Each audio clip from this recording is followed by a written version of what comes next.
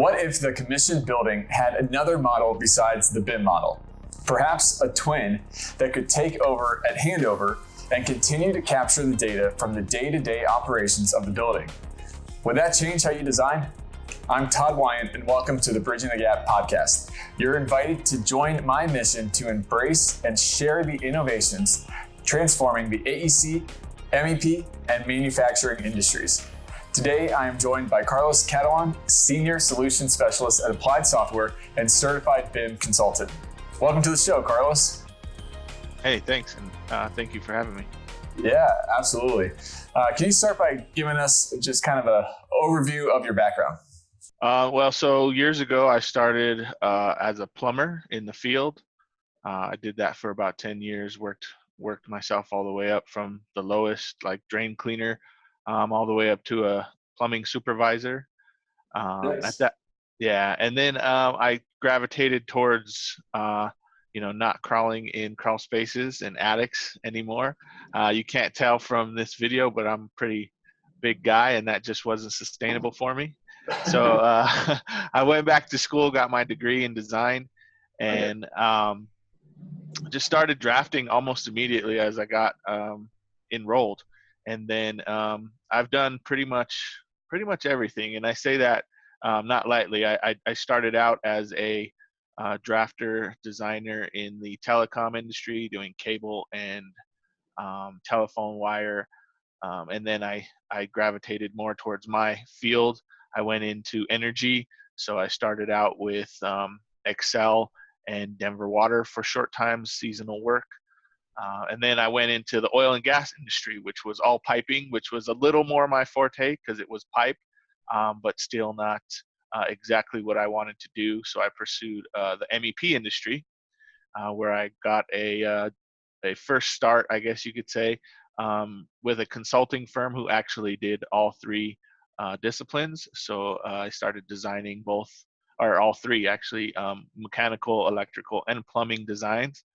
And then just before I came to Applied Software, I was working for a company that did MEP fabrication. So they were a mechanical contractor, and they did mechanical and plumbing design, installation, bid build, design bid build, all that good stuff there. So pretty vast background for as young as I look, but I've done a lot. So. That's awesome. It's cool to really see that journey. Any part that you have gravitated to more of, like, oh, this is really exciting for me? Well, just all of it. I mean, it was kind of a natural progression for me, with the exception of the telecom stuff. Being a plumber and then going into the MEP consulting side. And then gravitating even more to where I was, drawing the stuff that people were going to be using to install these complicated systems and stuff like that. So, I mean, not really one thing that I can point out. Collaboration is a huge part of it, and that is, I think, vastly growing and vastly getting better. So, if I could say anything would be my one concentration, that's what it would be, is collaboration. Cool. So one of the kind of trends and big phrases that I've been hearing a lot in AEC is this digital twin concept. Can you kind of just briefly unpack what a digital twin is?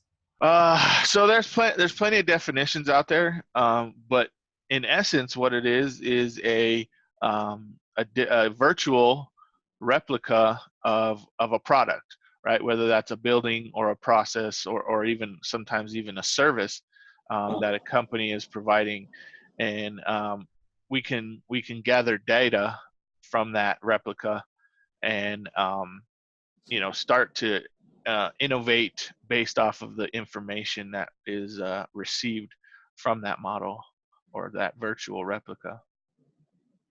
Gotcha. Interesting. What's the partnership between the digital twin and then using like Internet of Things sensors? Internet of Things sensors would, they calculate and regulate and analyze and a number of operations that they would do that would send information back into a virtual model that we could then also further analyze and just get more information about how an actual process, or in our case in the AEC world, how the building is actually being used. So for instance, if a person is using the AC at certain times of the day in certain regions of the world, how often are they using the heat, how often are they using the cold, and all of that is going to be enveloped in a database where we can study that and kind of see for the future how we would build something similar, and even continue the life of the design model beyond just delivery of the design to be for the building to be built. Interesting. So it sounds like owners would love it. Well, what would be some of the benefits to an AEC firm to start moving in this direction?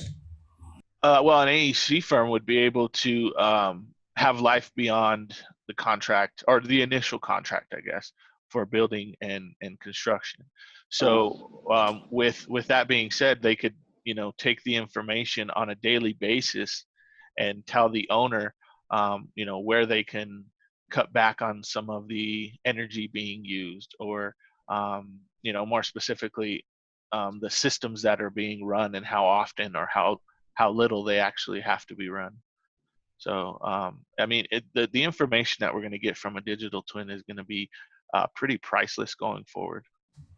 Yeah, it sounds like it. What interests me is that it seems like when you bring in the collaboration piece, that instead of just collaborating with other designers or with the trades or people in the industry, you're really starting to collaborate with the building itself and be able to take that and use it on future projects. Is that a fair assessment? That's pretty fair. That's kind of the concept behind the whole thing, is to gather information for future products and services. For example, like if we were to have an Internet of Things inside a stadium, we would be able to study like have an actual, say, football game going on, and then see when the breaks, or when people are actually getting up to at a massive scale to go use the facilities, and then we would know exactly when to come back and clean the bathrooms, or something as simple as that can be pretty priceless in itself. So just one example there. Yeah, interesting. So would that be kind of tracked through phones or something, or how would you go about tracking the people movement in a building like that? So the sensors as well. I mean, privacy being put aside, I guess you could use heat sensors and cameras and different kinds of things like that would all talk to each other, and then relay that information back into the model, so then we can study that. Interesting. So we've all heard the line that data is king, and the BIM model was able to give so much more detail and data, but it seems like a digital twin model really is just going to take that to the next level and almost create kind of a race between the owners and builders of who can master and analyze, gather all this data better, and they're going to have a huge leg up. So how do you see this digital twin technology kind of transforming the AEC industry over the next 5-10 years? Well, I mean, like you said, data is king. I think the phrase is actually cash is king. In this case, data is like our cash. I mean, it's going to constantly flow in and out, and we're going to be at a constant rate of learning how buildings work, as opposed to just doing what's worked and over engineering. Now our engineering is going to get a little more precise, and our buildings are going to just be lower in the carbon footprint and stuff like that. So where we can, really start to see how exactly we're using these complex systems and how we can get better at doing that. Not only that, but we'll be able to maintain the buildings going further based off of that data quite easily, and with much more efficiency. Interesting. Yeah, very cool. So a couple episodes ago on the podcast, we unpacked generative design, and it makes me think of when you pair that with digital twin, that you could take all the insights and the data that you're getting from one digital twin, use that to kind of form parameters on another project and run it through generative design to help you create all those efficiencies and a smarter building so that you have just the best and brightest possible building. What do you think of the digital twin and generative design and that kind of merger? I think it's a great concept, and I think that we're going to see in the future, I think we're going to see a lot more of it, just because, if we can learn something about one building and all of the aspects that are built into it, whether it's a similar building that we're building next or not, we have some data there to work with. And so we'll be able to kind of have more of a predictive or generative design going forward, and kind of know a lot of engineering up front, so that it makes our lives a little bit easier, and we're using less to do more. So that's kind of generative design and AI is going to be a key focus going forward, I think, for the construction industry in general. And then you add that with your digital twin, which is now just throwing out a plethora of data and information that we've never had access to before. That's going to be, just like I said, I keep saying the word priceless, but I mean, really it is. And the concept is really starting to take grasp in a lot of contractors. Yeah, interesting. Do you see that as kind of the next step there, or is there something else in the middle in order to get there? Well, yeah. Generative design and predictive design and AI has just, it's got to get better first. We're and it's going to transform the industry where, we're going to have a job shift. So people are going to be able to get these more technical positions, as opposed to labor intensive, right? Which is, I guess that's good news for everybody, because those jobs are usually higher paying. But yeah, if we can predict how a plumber is going to throw up a riser in the wall before he even has to do it, then the fabrication and the takeoff, the material takeoff, and all of that is just going to be that much more easy. Yeah, interesting. So I'd love to get some of your insights on Bluebeam as a Bluebeam consultant. How does Bluebeam come into play when we're talking about the digital twin and kind of collaboration in general? Well, so Bluebeam, so it all goes back to data, right? This whole conversation can really be tracked back to data, and Bluebeam is just a huge contributor to that data, using markups and smart markups and tracking those markups in a Bluebeam atmosphere is essentially sending data back and forth about the project's life cycle. So when I get a markup from an engineer or an architect or something like that, the data is almost instantly gravitated to the people that need to have that data or that information. And then on material takeoff side, we can sit there and create markups that actually highlight individual pieces and parts, and we can tell it, has it been ordered, has it been delivered, has it been installed, has it been inspected, to the point where we're tracking every little piece of information and every procedure that needs to be implemented throughout the life cycle of construction. So Bluebeam's technology is helping us to do that. They're pretty unique in the AEC aspect as far as what their software can do. Nice. So you mentioned collaboration is one of your big loves. What's the importance of getting true collaboration across all the project partners? Time.